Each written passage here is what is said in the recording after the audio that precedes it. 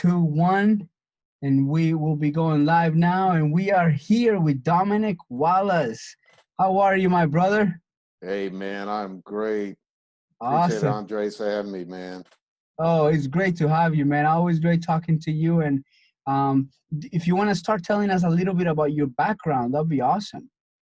Yeah, cool. So, man, I've been an entrepreneur as long as I can remember. I remember first, as a kid, cutting lawns to washing cars to, I think I got my entrepreneur speak from my grandparents. They owned a diner at one time. Um, but, uh, but I remember, uh, even in college, a good friend of mine. This was when Amazon was just getting started back in the early '90s. I remember I could show you here the Wow.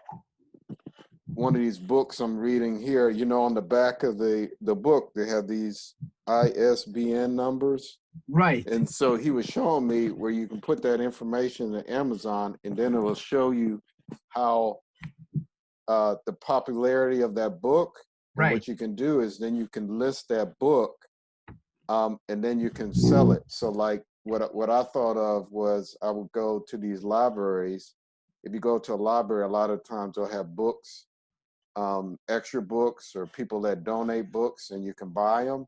You buy them for like $1, and then you can sell it for like $5, $6, $7, $10, $20. I remember one time I bought a book for like $5, like a nursing book, and I sold it for like $90. Oh. So, but I always been doing entrepreneurial stuff. I remember when I was in college, I started learning how to paint. You're not not painting for like painting a face, but like painting houses and that kind of stuff. And then I was approached with an opportunity. It's kind of like a franchise opportunity where you can paint other people's houses, and and and that was probably my first big entrepreneur, where I had like a group of guys, and we would go paint houses around town, put up signs and all that kind of stuff. And what I was doing was, at one point in time, I was like, I want to take this business to the next level. So at the time, I was like, how do I do that, right? So I was like, well, instead of doing a small house, well, let me do like a big commercial building. And so I did some research trying to figure out, who do I talk to a few people, and then the people on the corporate side, they say, hey, you need to talk to this general contractor. And then I started talking to the general contractor, and I was like, hey man, how do I get paid in all this? And what they told me was that, we'll get paid when we'll pay you when we get paid. And I was just like, well, how long is that going to be? And so you got the owner up here, and then sometimes you got some kind of property manager that will kind of do all the paperwork, and then that person, the property manager, would then give the money to the general contractor, and then as a sub. So you got all these layers of people to get paid. So if you're lucky, you get paid 30 days, 45 days, 60 days later. And I was like, so you guys are crazy. So you're telling me I gotta pay all my guys, I gotta pay all the material, I gotta do all this stuff, and then wait to get paid. And they said, well, that's how the commercial world works. You gotta send the invoice in. And that was new to me. I was like, this is crazy. So you're asking me to finance you. That's what you're telling me. I'm your finance company. And I was like, well, I can't do this. So I was like, I did some research, and I was like, well, how do I do this? How do I get financing for this? And then what happened was I started geeking out on finance, and I was like, wow, you know, you can kind of put a deal together with that type of finance. Is called account receivable financing. So where you can, instead of waiting to get paid, you can get an advance on the funds, so that you have cash coming in all the time. because I was a small guy. And, the bank wasn't trying to talk to me at that time. And so, and then when I was looking at the fee structure on this, and I was like, wow, those finance guys make a lot of money. I want to do that. And so at the time, my father, he worked in procurement, which was, where they would hire all the other companies to do business. And I was asking him, do a lot of companies like this have this problem in cash flow and trying to get access to capital? And he said, yes. So I was like, well, wow, that's a business I want to be in. So I got some training, I took some courses, helped a few people, and here I am about 20 years later, you know, doing this thing. I went from helping a few people to being a finance company and providing the funds. So that's kind of that's where we at, and it's been a journey there. Now I'm on this journey, like with you, trying to figure out how to market it better. Yeah, exactly, man. Exactly. That's amazing. And then what was the hardest thing when you said, okay, that's what I want to do? What was the hardest thing what was the first obstacle that knocked you out, or that kind of you said, okay, this is gonna be an obstacle I'm gonna have to overcome? So, well, obviously when you're getting starting off with somebody, getting people to trust you and know that you can help them and that kind of stuff. So, one of the first thing that I did was I went to and I'm originally from Virginia, and then I moved down to North Carolina, then to Alabama. But when I first moved to Alabama, I went to the local SBA office, Small Business Administration office, and I was asking them, here I am, I'm doing this cool type of financing here.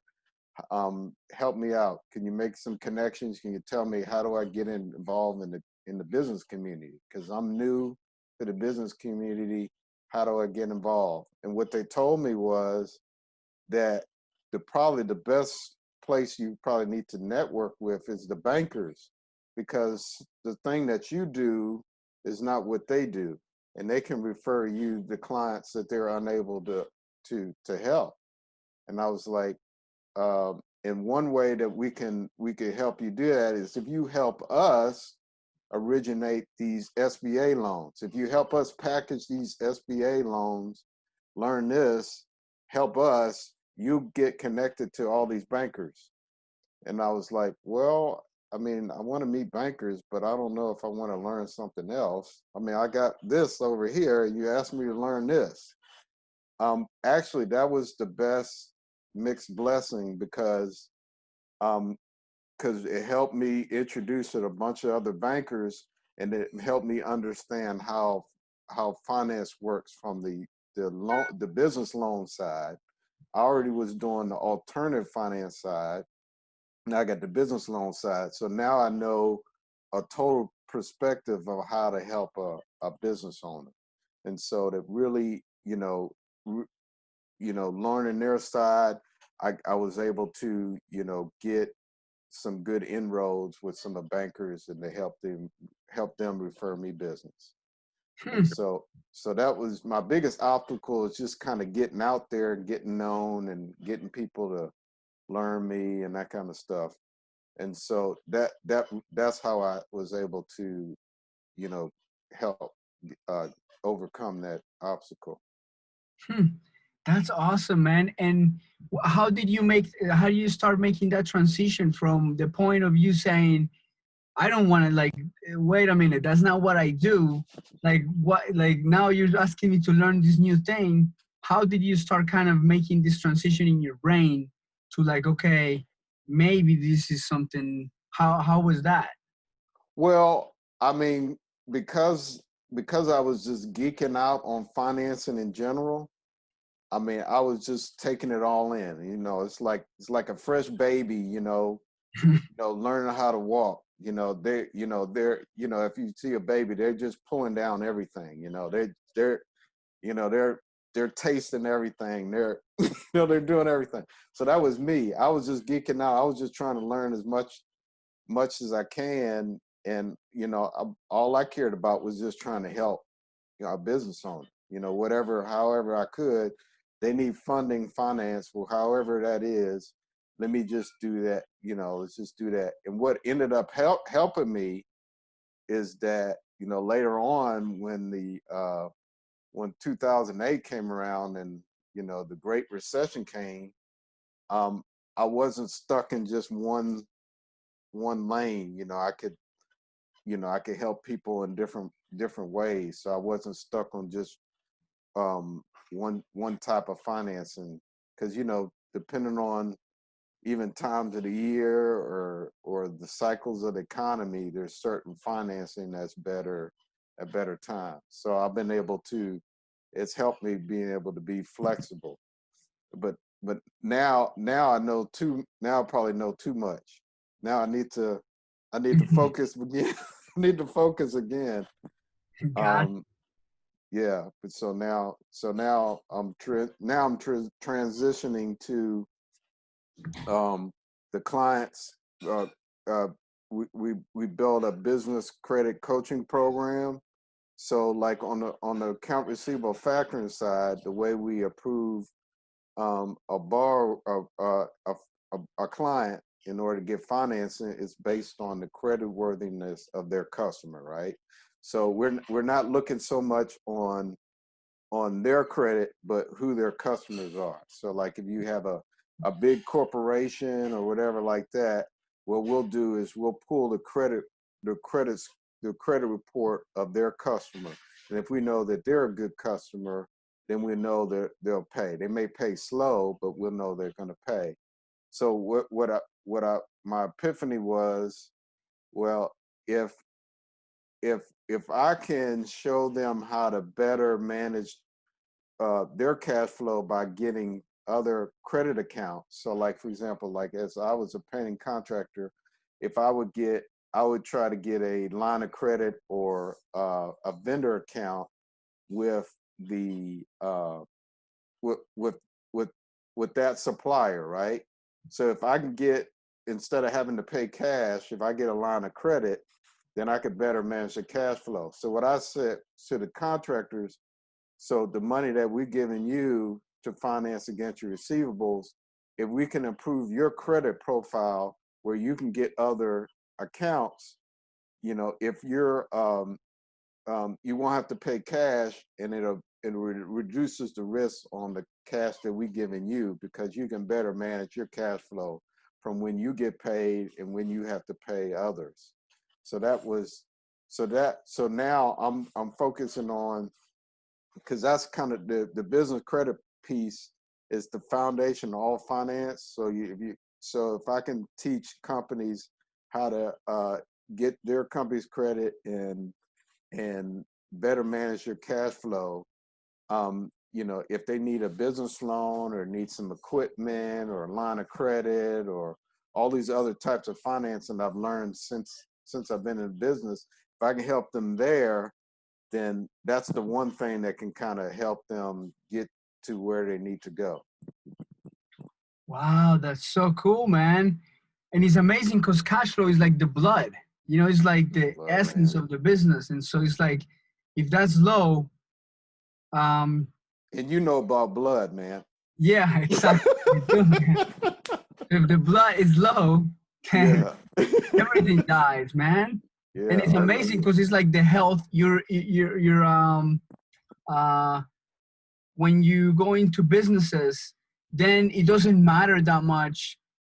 I guess for the people who are listening to this right now, like for the credit of the customer. So really, you look at the account receivable. So how much money people owe them, right? Right. Right. And then how credit worthiness are those people that owe them money. Right. And Right. then how much they can spread out the expenses they have so that it's not a big chunks taking all their cash flow away. Right. So like on your balance sheet, obviously you have two ways to show the health of your company, right? You got your profit and loss statement, you know, your income and then your expenses, right? And then you also have your balance sheet where all your assets and then all the liabilities, what you owe, what you have, and what you owe. And obviously, you want to have more assets than you want to have liabilities, right? Right. And so what I do is show people to kind of manage the difference between how much you how much you have and what you owe, so that you can better manage. Because a lot of my clients, if they can have access to more cash or more blood, if more blood is flowing, more cash is flowing, then they can take advantage of more opportunities, more contracts, and everything. Because if you don't have cash on hand to pay for materials or supplies or even your employees, then you can't go after more business. Right. So what I'll do is help them get a line of credit so that they'll have the cash on hand to better take advantage of those opportunities. That's awesome, man. And it makes me think of like the ideal customer. Like, in a way, if they're dealing with people who have low credit scores, is it part of your coaching to tell them like, hey man, like these people are not the right customers for you? Is that so? Yeah, I mean, yeah, it's part of on the finance part of the account receivable finance. Yes, so we'll have people that say, we pulled the credit score of this company and they have a history of not paying. You might not want to get involved with that company. We'll Gotcha. tell them, because if we're advanced on that receivable, we want to know that information, and we want them to know that information too, because when we're doing that type of finance, we're partnering with them so that they can scale. Gotcha, man. Gotcha.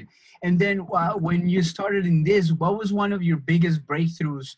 Like when you went to Alabama, I guess, and then you started doing this new thing, and then learning with the bankers and with the small business association. What was one of the first deals, or what was one of the first things that you said, "Wow, like I'm doing this"? You know that this was a breakthrough moment for you, that you realized that you could do this. So I remember one of the first companies I helped was a flooring contractor. Um, they were doing flooring, and their biggest problem was that they had this contract, but they were on cash basis with a lot of the places where they buy their supplies, and they were like, they needed they needed access to cash to uh you know get going. You know, there's like, if I know that I have the money on hand to be able to pay my employees and play all my materials, then I can go gangbusters. I can go after more and more deals. And I said, man, you use the analogy blood. I was like being a bloodline for him to take advantage of more opportunities. When I saw that, I'm like, man, this is a game changer. This can really help a lot of people. So Wow.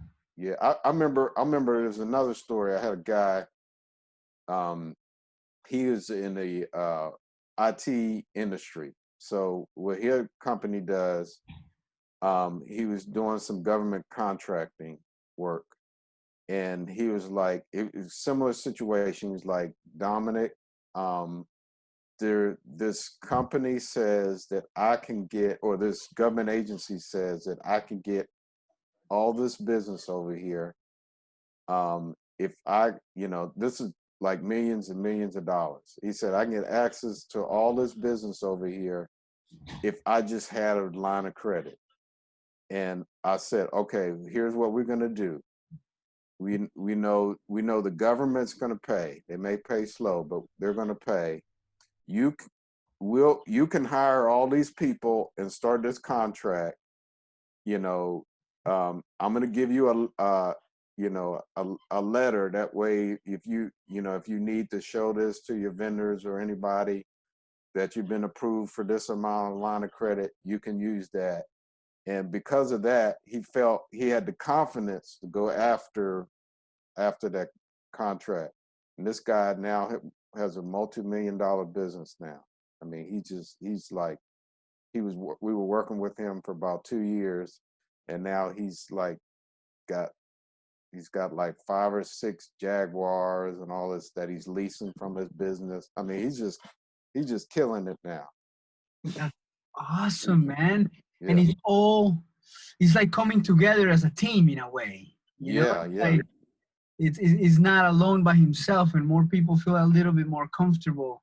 Um, what do you think in terms of like, as you were building this business, was there a time that have you noticed that it impacted your health or well-being in a good or in a negative way, or both? And sometimes when we're building a business, it's helping us because we feel a certain way about ourselves differently, and in a different ways, like making us push so hard that we might drop a couple things of our health. How Well, has that been for you? I tell you, the biggest challenge was, I remember the end of 2008. I mean, you talking about health. I mean, I had never been so stressed in my life. I mean, I remember because back then business loans were so easy to get. So that's where most of my focus was, right? Helping people get these lines of credit, and the banks were just giving them out left and right. You had to know how to get it, you know, but it was just so easy to get it. And I just remember it was weird. Like one week things were like going like gangbusters. The next week I couldn't even get a return phone call. And I'm an optimistic guy, so I'm like, this will be for a few months. It's gonna take a but you know so what I because I drink my own Kool-Aid, because I went ahead and got me my own lines of credit and that kind of stuff. I tell you, that's what sustained me for like a whole year, man. Because because because I had those lines of credit and stuff in place. But I mean, I'm telling you, it was crazy. There were bailouts and all this kind of stuff for the big boys, but the small guys, um, I I mean, I remember 2 different phone calls.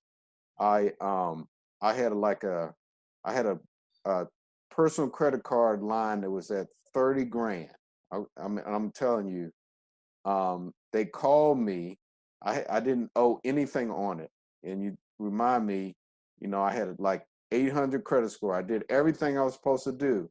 They called me and they said, "Hey, we're canceling your card." I didn't do anything wrong.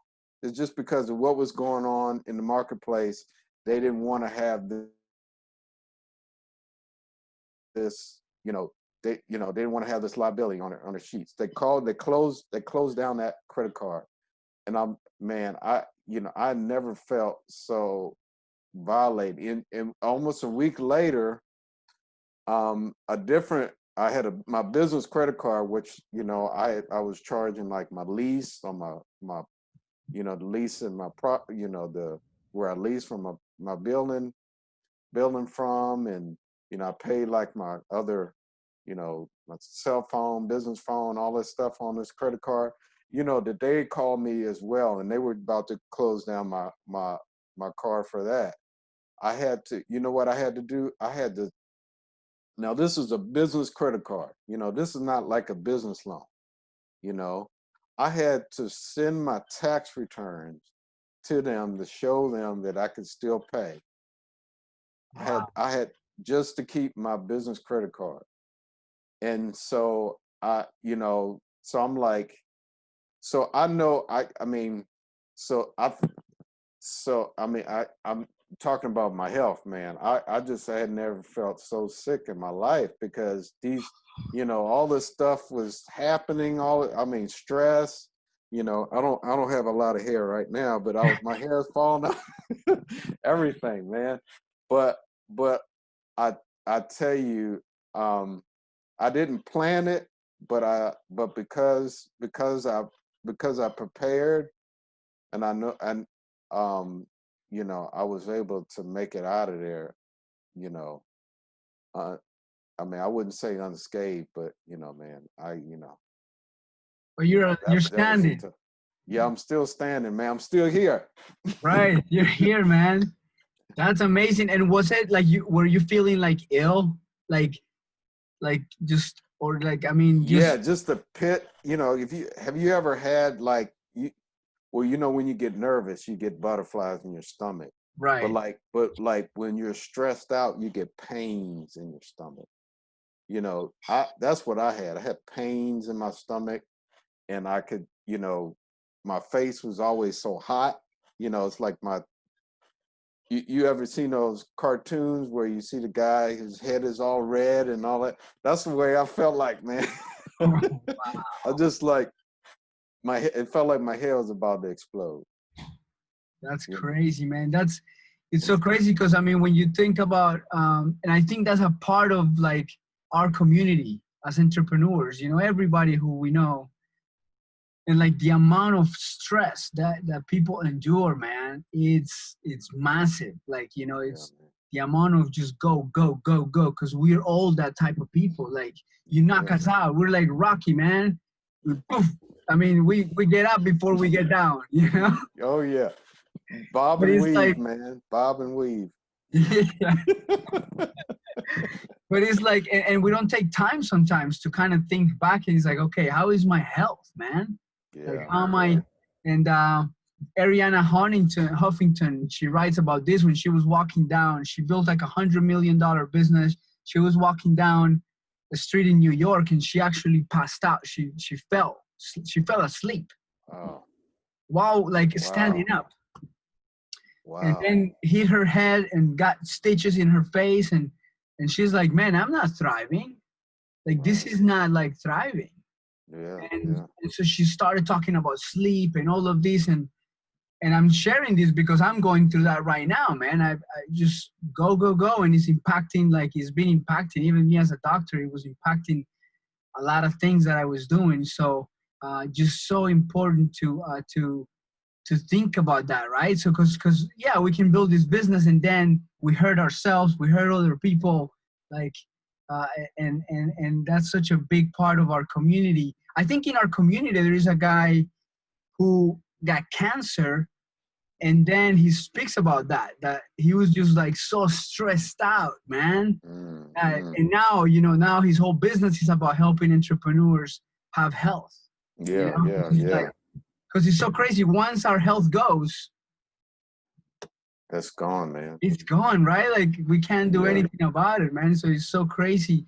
And so for me, it's been a journey this past week, man. It's like a lot of things have happened, and it was because I was just pushing, like just going like 24/7, man. Well, 24/7. you only have one body. You can't, I mean, if you don't treat it right, it won't treat you right. Yeah, exactly, man. So what do you do to kind of de-stress and that kind of stuff to kind of? Yeah, so I thought I was pretty like balanced, man. I thought, I mean, I meditate every single day, which is awesome, man. It gives me like it helps me a lot. I think I'd be probably like dead if I didn't do all this stuff right now, like from all, and then I go into the sauna every day, Okay. and I stretch every day. I do goal setting a lot, so that helps me a lot. In terms of the family, I have a date with my wife weekly, and I Okay. measure it. I have a day with my daughter weekly. I take her out for dates weekly. Um, but even then, I wasn't sleeping, man. Mm. So I was going 24/7. It was impacting, um, and it was impacting my health and the way that I was making decisions at the hospital. And I was just not, I was just not fully at I night mean, I in the mean, hospital. as a doctor, I mean, I know it's kind of changed over the years, but like, with when you're doing your training, you know, a lot of time you know, you got to do those overnight, being on call and all that kind of stuff. That just kind of messes up your sleep cycles, you know. So kind of getting out of that, so out of that cycle, how do you get it out of that cycle? Yeah, it's so crazy because the first year I was in residency training, we didn't have the hour restrictions that we have now. Oh And so yeah, the first yeah, year, it was like, yeah, you're there for days, man, days, yeah. like 48, days straight, and then you go home and take a break for like a couple for hours, and then you go back for other days. And then in my second year of residency, that changed, and so it was a little bit weird because it's almost like you look at the younger guys like, oh, you didn't have it as rough as we had it, but Mhm. so you got to get out of that mentality and know that they can show up too and they can do the job just as, if not, as good. And so now I think, I have that, like I have that ability. I can stay up and everything. And so I think all these things were helping me balance, but it was way too much, like 24 hours. I mean, it was like months, like not sleeping and just going, pushing myself. Like it's crazy, man. And so now I realize that he's like a pilot. I remember like I was trying to get my pilot's license. I haven't finished it yet to fly, Mhm. and one time we went up to the mat and they said, no, we can't fly. And like, I think as entrepreneurs, we hate being told no. So no, yeah. Like that's against our like whole like existence, dude. Mhm. Right? Mhm. And I think I now I realized that like, man, like I was hurting myself. I was falling asleep driving. Like this was just this past couple of weeks. Um and so yeah, I wasn't performing, man. I wasn't performing at the hospital at night. And so definitely that's made me realize that even if I have everything in place, even if I'm doing everything, man, I eat well, like I take care, I do fitness, I take care of myself, that sleep is a big part, that Yeah, rest is a yeah. big part. That So does your mind, like sometimes my mind won't turn off sometimes because I keep thinking. So a lot of times I'll have to, like, you meditate, or I'll listen to some music or something before bed or something to kind of turn my mind off. That's what I try to do, and I try to work out in the morning. That helps me too. Yeah, for sure. Me too, man. It helps me to work out every day in the morning. And then, I tell you a crazy story that you make me think of. Yeah, yeah. I used to live in 8 Mile in Detroit. And, Oh yeah. and I was working in a hospital there in a hospital there. And I was studying for my boards at the same time. Mm. So Oh a wow. lot of, a lot of late nights, and I was living, as a student. I didn't have money. I didn't, you just kind of get through it. And I was living at this building that was a hotel turned into an apartment building. So Mm. you can imagine it was like crazy ghetto, man. Yeah, yeah, So, and I lived and I yeah. stayed in the 10th floor. And so I get home from the hospital like 2 a.m. and it was crazy, man. Music and people in the hallways doing crazy stuff. And I go into my room and I gotta get up at 5 a.m. again, you know?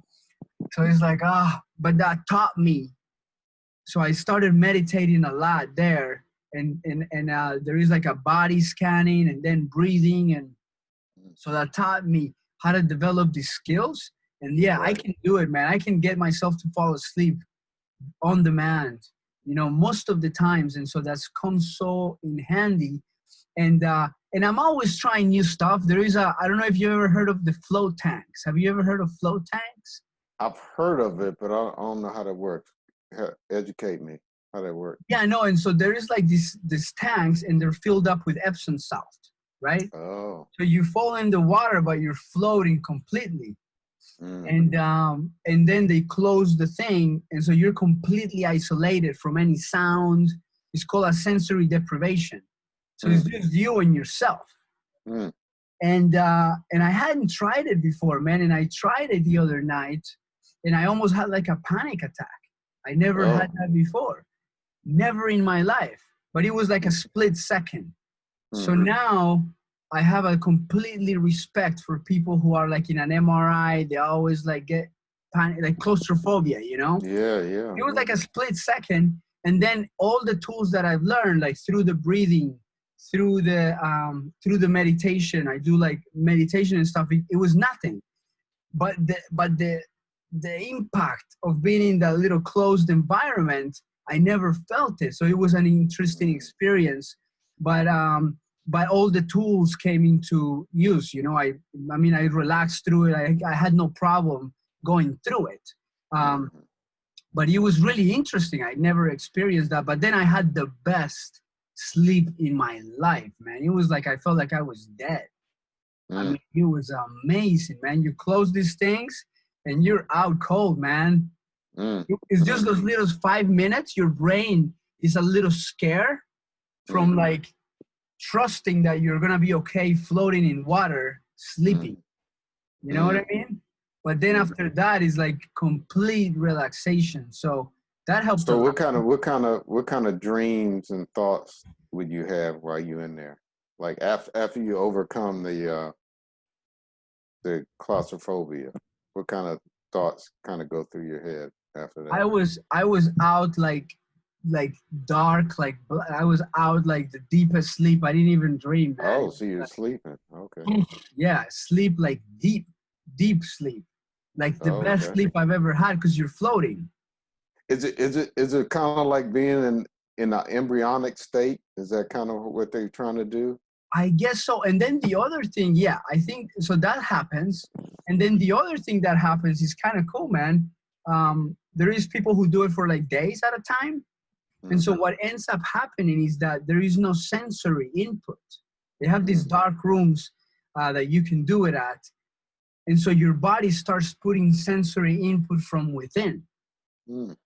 And so what happens is that you start having releases of hormones called DMT and things like that. So people hallucinate and they see things, and it's almost like doing ayahuasca, but it's Mm-hmm. without taking anything Mm. because the body's not getting any sensations or any sensory input. So then it starts creating um, experiences, Mm. almost like dreams inside this sensory deprivation tank. So that's why they're popping up all over the place. But it really helps to relax. So yeah, just like just all So this. is it the intention is to recharge you Yeah, or yeah, yeah. okay.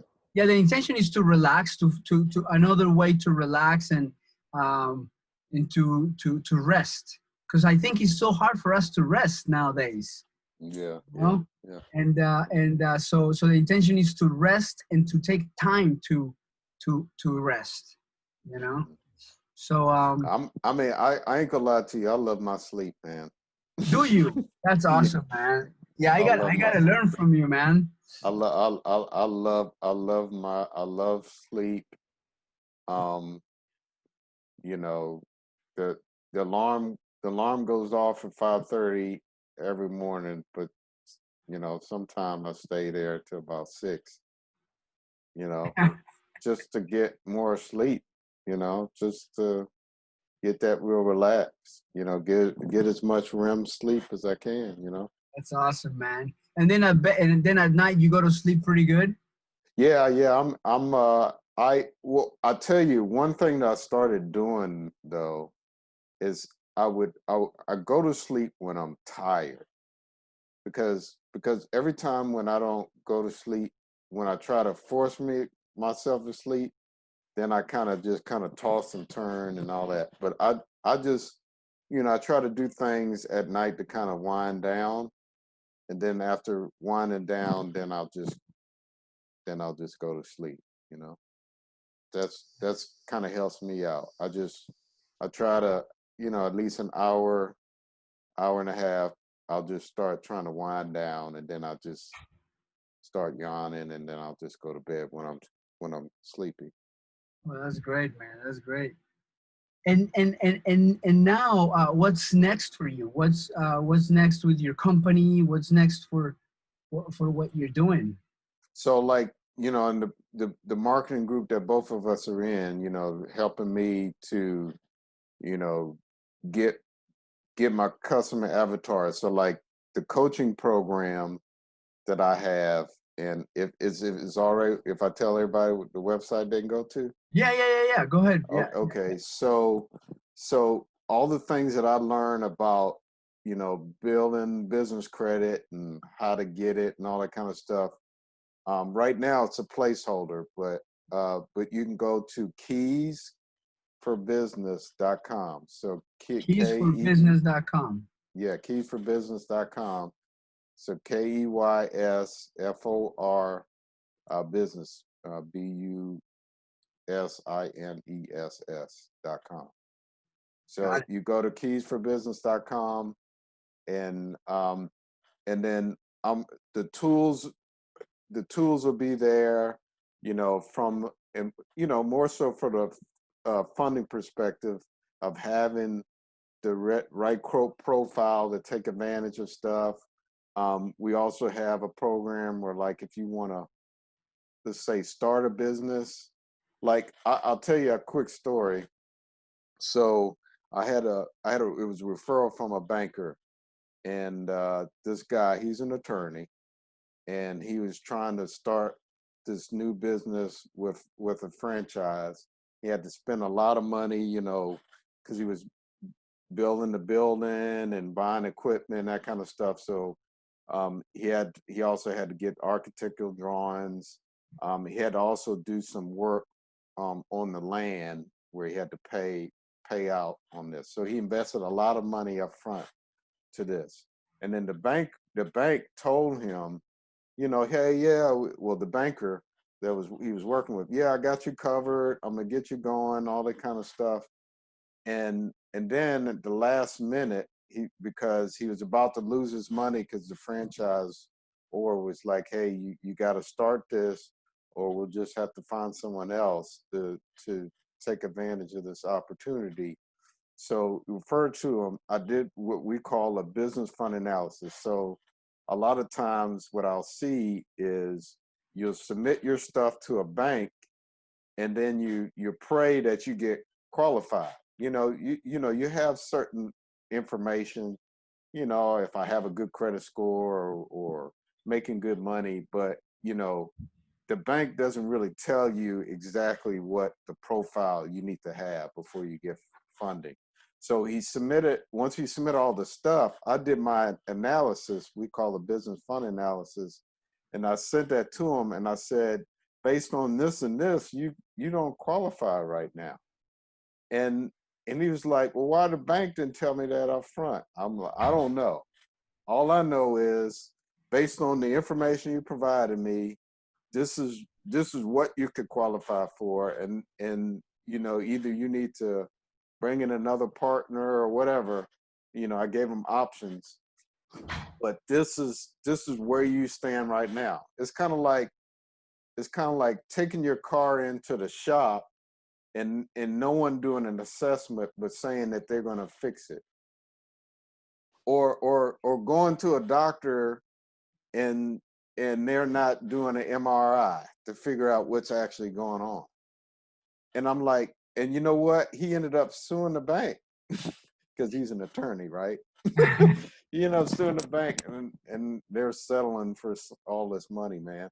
But like, so so what so what we do is we'll assess where you are now, and based on where you want to go, make sure that you have the tools necessary.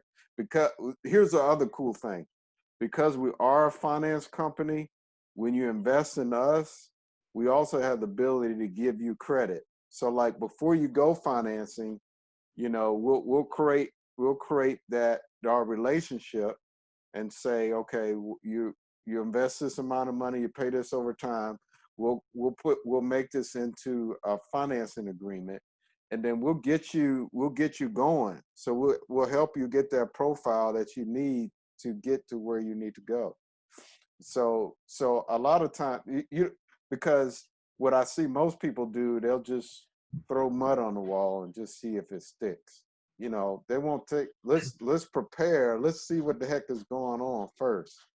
You know, let's check you out. And then if we need to course correct or we need to do this or this. But yeah, so that's, if they go to keysforbusiness.com, that's where you can find out.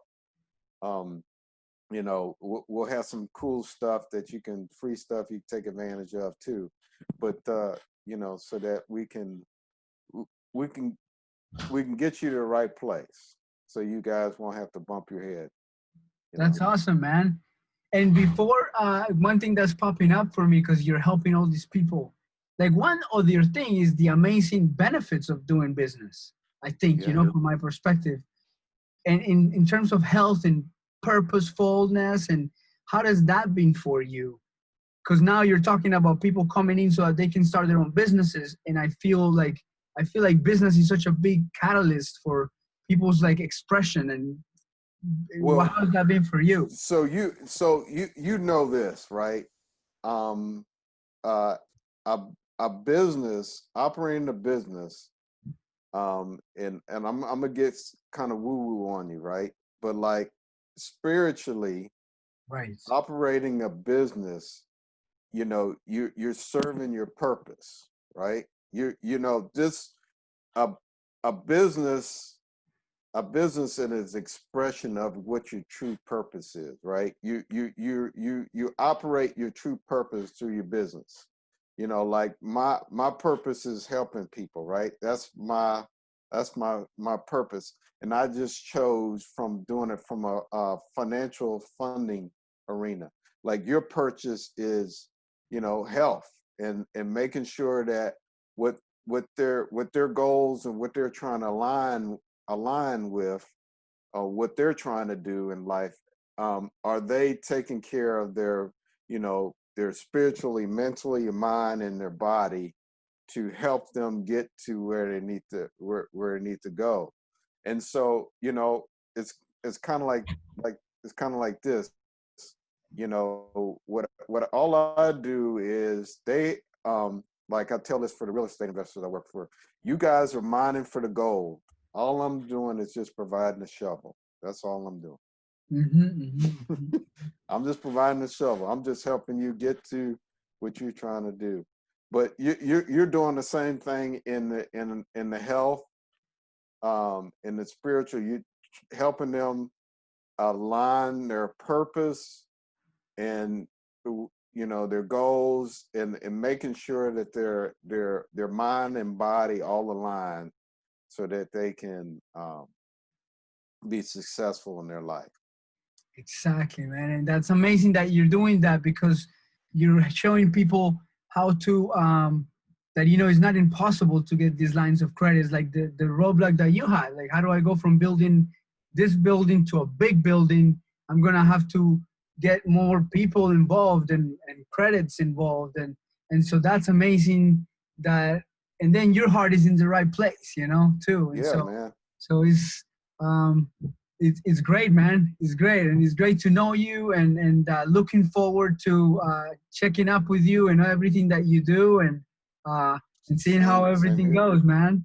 Same here, man. Hey, man, I'm feel fortunate, man. You asked me to come on, man.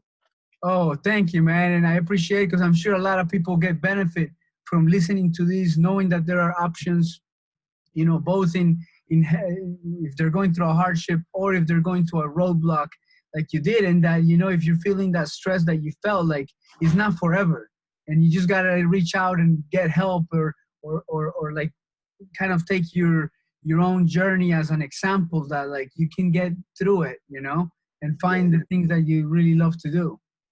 yeah.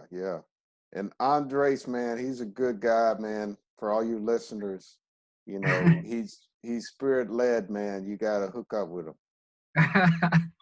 Right on, brother. And Keys, I have it right up here, man. Keys, yeah. Bit, oh, why did it? I have it. I had it, your website. Can you repeat your website again? All right, so, and I'm gonna put it in the chat. Keysforbusiness.com Got it. here. Keysforbusiness.com. Keysforbusiness.com. Beautiful. Awesome, man. Well, Dominic, It's been a pleasure, man. Thank you so much and have a wonderful day. Hey man, I like again, man, I appreciate you check me out and opportunity to come on, man. And hey, appreciate you, man. Same here, brother. Have a good one. All right, take care. Okay, take care.